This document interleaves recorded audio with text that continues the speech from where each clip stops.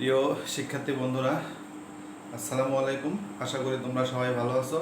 তোমাদের দোয়ায় আমিও ভালো আছি। আমি মোহাম্মদ নাসিরউদ্দিন, রিসোর্স টিচার, গণিত, সেসিপ, জামনগর দ্বিমুখী উচ্চ বিদ্যালয়, বাগাতিপাড়া, নাটোর। আজকের অনলাইন ক্লাসে তোমাদের স্বাগতম।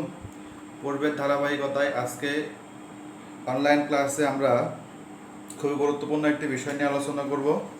তোমাদের গণিত পাঠ্য বইয়ের নবম দশম শ্রেণীর গণিত পাঠ্য বইয়ের নবম অধ্যায় ত্রিকোণমিতিক অনুপাত। এটা আমাদের খুবই গুরুত্বপূর্ণ অধ্যায় এবং যারা এখন নবম শ্রেণীতে আছো তাদের জন্য একেবারেই নতুন। তো তোমরা ক্লাসটি ভালোভাবে বুঝে করার চেষ্টা করবে। তো এখানে বলা হয়েছে আমাদের ত্রিকোণমিতিক অনুপাত। আসলে ত্রিকোণমিতিটা কি, এটা কোথায় থেকে আসলো, কিভাবে আসলো? তো ত্রিকোণমিতিটা এটা আমাদের গণিতের একটি খুবই গুরুত্বপূর্ণ একটি শাখা, যেটা নিয়ে আমাদের ম্যাথমেটিক্সিয়ানরা অনেক আগে থেকে গবেষণা করছে। তো বিভিন্ন সভ্যতায় আমাদের এই ত্রিকোণমিতিগুলো ব্যবহার করা হতো এবং অনেক জটিল জটিল কাজকে সহজ করার জন্য এই ত্রিকোণমিতির উদ্ভব করা হয়। যেমন দেখো, অনেক বড় একটি লম্বা গাছ, তুমি কি করবে?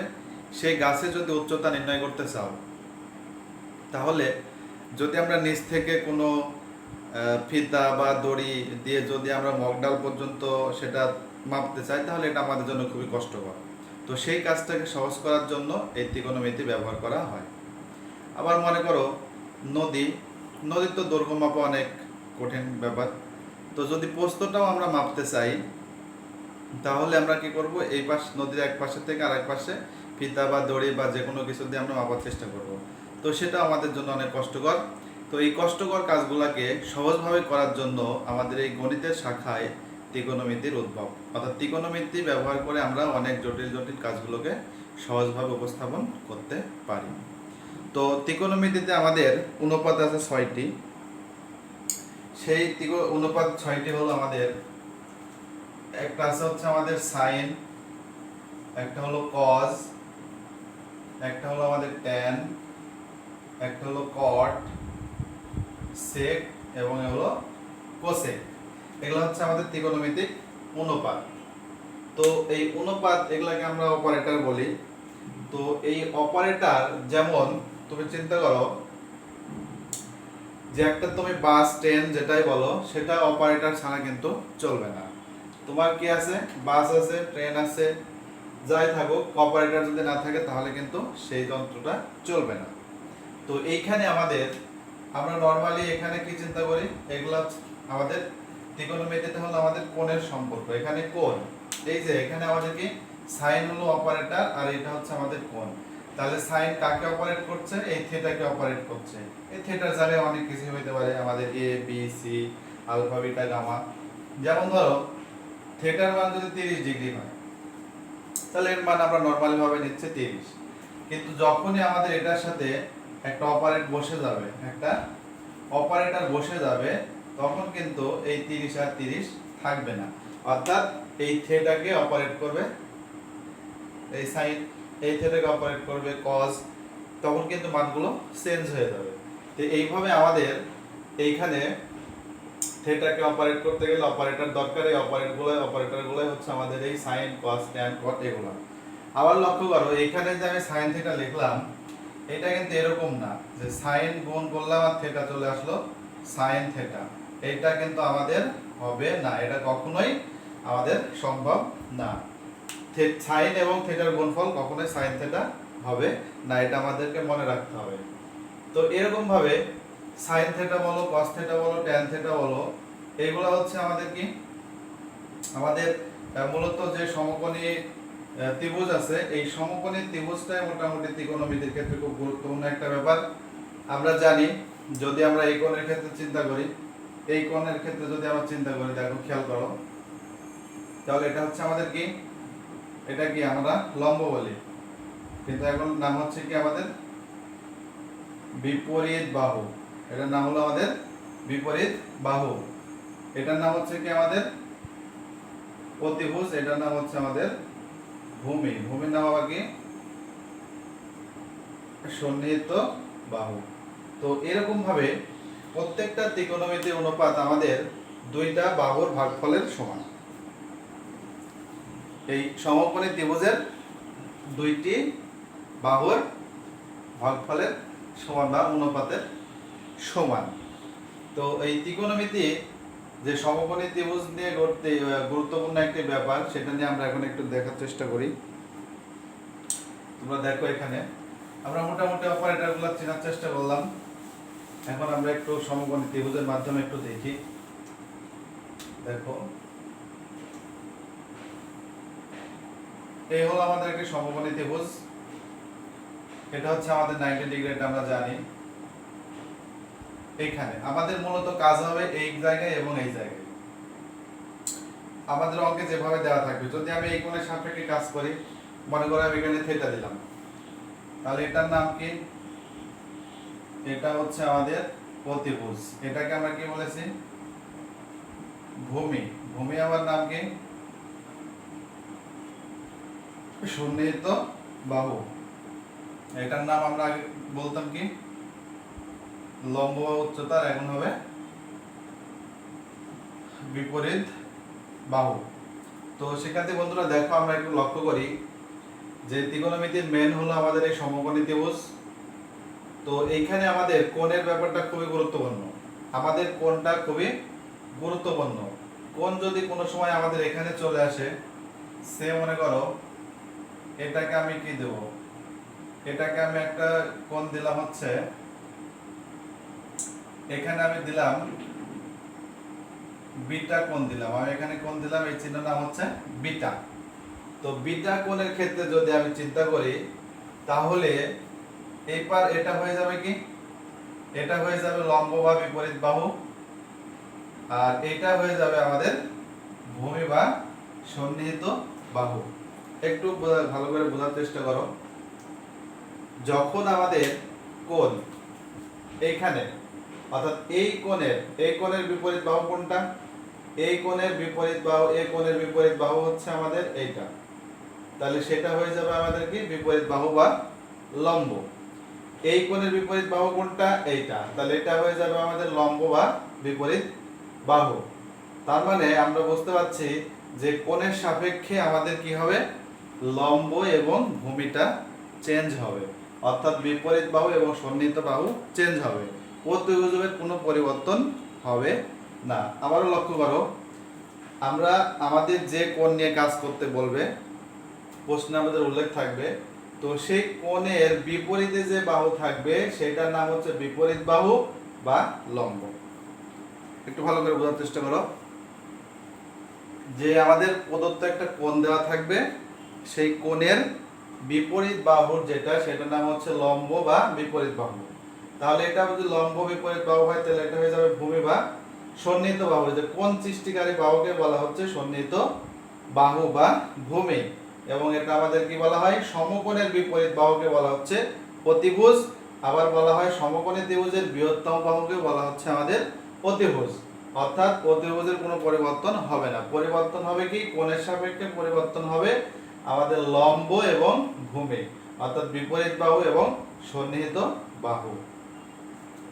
তো শিক্ষার্থী বন্ধুরা, এখানে একটা জিনিস লক্ষ্য করো, এগুলাকে যদি আমরা অনুপাতের মাধ্যমে লিখতে চাই, যেমন sin θ সমান আমরা কি লিখতে পারবো? sin θ সমান আমরা কি লিখতে পারবো? দেখো, এখানে আমরা একটু ছন্দ ব্যবহার করে আমরা কাজ করি। যদি আমরা বলি সাগরে,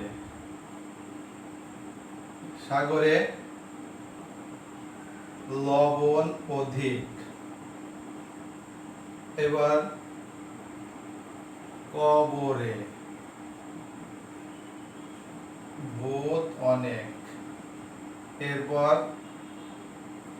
আমরা বলি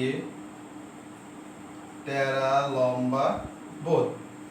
এই ছন্দটা আমাদের একটু মাথায় রাখতে হবে, তাহলে আমরা ত্রিকোণমিতির সব অনুপাতের মানগুলো পেয়ে যাব। দেখো, সাগরের মানে চিন্তা করো sin θ।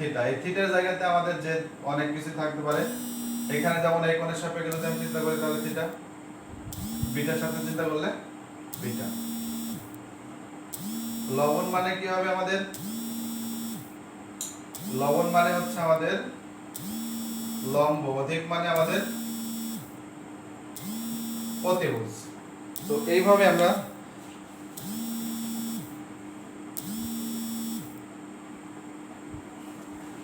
এইভাবে আমরা আমাদের কাজগুলো করতে পারি। দেখো কবরে মানে কি cos থিটা, ভূত মানে হচ্ছে আমাদের ভূমি, অনেক মানে অতিভুজ, টেরা মানে কি tan থিটা, লম্বা মানে লম্ব, আর ভূত মানে ভূমি।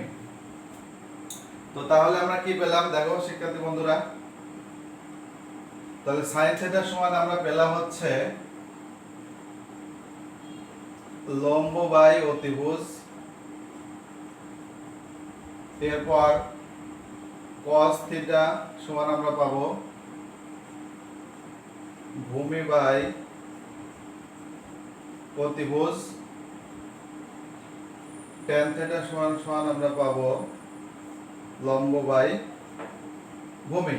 এটা আমাদের খুবই গুরুত্বপূর্ণ একটি ব্যাপার। এই ছন্দ যদি তোমরা জানো তাহলে এটা তৈরি করতে পারবে। তাহলে এখন যদি আমরা এই চিত্রের ক্ষেত্রে চিন্তা করি তাহলে দেখো শিক্ষার্থী বন্ধুরা, এই চিত্রের ক্ষেত্রে যদি আমরা চিন্তা করি তাহলে আমরা কি বলবো, আমরা একটু দেখি sin থিটা সমান কি লেখা যায় বলো তো তোমরা। চিত্র থেকে sin থিটা সমান কি লেখা যাবে? sin থিটা আমরা কি বলেছিলাম, সাগরে লবণ অধিক, অর্থাৎ লম্ব বাই অতিভুজ। তাহলে লম্ব কোনটা? লম্ব হচ্ছে আমাদের কোনটা? লম্ব হলো আমাদের AB, আর অতিভুজ মানে হলো আমাদের AC। তো এরকম ভাবে sin থিটাকে যদি আমি উল্টিয়ে দিই তাহলে সেখান থেকে আমি কার মান পাবো? cosec এর মান, এভাবে। এরপর cos থিটা, cos থিটাকে আমরা কি বলেছিলাম, কবরে ভূত অনেক, অর্থাৎ ভূমি বাই অতিভুজ। তাহলে ভূমি কোনটা? ভূমি হলো আমাদের BC, অতিভুজ হলো আমাদের AC। তাহলে sec থেকে আমরা কার পাবো? cos থেকে পাবো sec এর মান, এটাকে উল্টে দিলে আমরা পেয়ে যাব এইটা। এরপর আমাদের এবার tan কে আমরা কি বলেছিলাম, টেরা লম্বা পদ, অর্থাৎ লম্ব আর ভূমি। তাহলে লম্ব হচ্ছে আমাদের কোনটা? AB, ভূমি হলো কোনটা? আমাদের BC। তাহলে এখান থেকে কার মান পাওয়া যাবে? cot এর মান পাওয়া যাবে। cot এর মান তাহলে কি হয়ে যাবে? ভূমি বাই আমাদের লম্ব। তো এই বিষয়গুলো আমাদের খুবই গুরুত্বপূর্ণ বিষয় এবং আমাদের অঙ্কে অবশ্যই কাজে লাগবে। তো এখন চিন্তা করো, আমরা কাজ করলাম হচ্ছে এই কোণের সাপেক্ষে, থিটা আছে না এখানে, থিটা। এখন যদি আমি সবগুলোকে বিটা করে দিই, এখানে চিহ্ন নাম হলো আমাদের বিটা। তাহলে দেখো যদি বিটা কোণের সাপেক্ষে আমরা কাজ করি, আমরা sin মানে কি জানি? লম্ব বাই অতিভুজ। তাহলে এখন লম্ব কিন্তু এটা থাকবে না, এখন আমাদের লম্ব হয়ে যাবে কোনটা? এইটা। এইটা হয়ে যাবে আমাদের এখন লম্ব বা বিপরীত বাহু। এবং এইখানে তাহলে এটা আমাদের কি হয়ে যাবে? কোণ সৃষ্টিকারী বাহুর নাম কি? এটা হয়ে যাবে আমাদের ভূমি, বা এখন এটার নাম হয়ে যাবে সন্নিহিত বাহু। অতিভুজের কোনো পরিবর্তন হবে না। তাহলে এখন লম্ব বাই অতিভুজ কি হবে? লম্ব বাই অতিভুজ। তাহলে লম্ব এখন কোনটা? লম্ব এখন হয়ে যাবে আমাদের কি বলো? লম্ব আমাদের হয়ে যাবে BC, আর অতিভুজ আমাদের আছে হলো AC। তাহলে এটাকে কোসেক উল্টায় যাবে, তার মানে AC বা এখানে হয়ে যাবে আমাদের BC। এবার cos, এগুলা সব বিটা। cos এর ক্ষেত্রে কি হবে? cos মানে কি? cos মানে কবরে ভূত অনেক, অর্থাৎ ভূমি বাই অতিভুজ। তাহলে এখানে ভূমি কোনটা? ভূমি এখন হয়ে যাবে আমাদের AB, অতিভুজ হয়ে গেল আমাদের AC। তাহলে এটাকে উল্টালে আমরা পেয়ে যাব sec বিটা। তাহলে tan এখানে থিটা, থিটার জায়গায় আমরা দিয়ে দেব এখন বিটা। তাহলে কি হবে? tan মানে কি বলেছিলাম? টেরা লম্বা পদ, অর্থাৎ লম্ব আর ভূমি। তাহলে এখন লম্ব কোনটা? লম্ব হয়ে গেল BC, আর ভূমি হয়ে গেল আমাদের AB। তাহলে এখান থেকে আমাদের লিখবো আমরা AB বাই BC। তো এইভাবে আমরা সব ত্রিকোণমিতির মানগুলোকে আমরা খুব সহজেই বের করতে পারি। জাস্ট খালি কোণের সাপেক্ষে কি হবে তোমরা সেটা একটু মনে রাখার চেষ্টা করবা, ছন্দটা একটু দেখবা এবং ক্লাসটা ভালোভাবে দেখার চেষ্টা করবা। এরপর আমরা একটি ষড়ভুজের মাধ্যমে আমাদের সূত্রগুলোকে একটু দেখার চেষ্টা করি যে যে সূত্রগুলো আমাদের অঙ্ক করার সময় আমাদের কাজে লাগবে তোমরা দেখো এইখানে আমরা একটু ষড়ভুজ আঁকাই।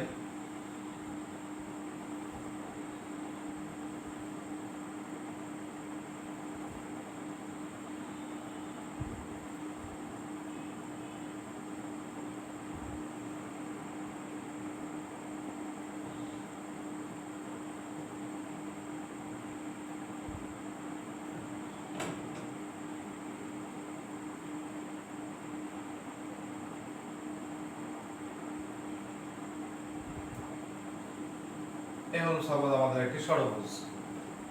তো ষড়ভুজের যে কোণাগুলো আছে সেখানে আমরা এইভাবে আমাদের ত্রিকোণমিতিক অনুপাতগুলো বসাবো। এটা আমাদের মনে রাখতে হবে কিভাবে বসাবে। দেখো আমরা থিটা কোণ নিলাম, একটু দেখো বোঝার চেষ্টা করো। প্রথমে আমরা যদি এখানে tan নিই, তারপরে হবে আমাদের sin, তারপরে হবে আমাদের cos। এই তিনটা মনে রাখলে আমাদের চলবে। sin থিটা, tan থিটা, পরে আমরা নেব sin থিটা, তারপরে হলো cos থিটা। এরপরে বিপরীতগুলোকে সেভাবে আমরা তৈরি করব।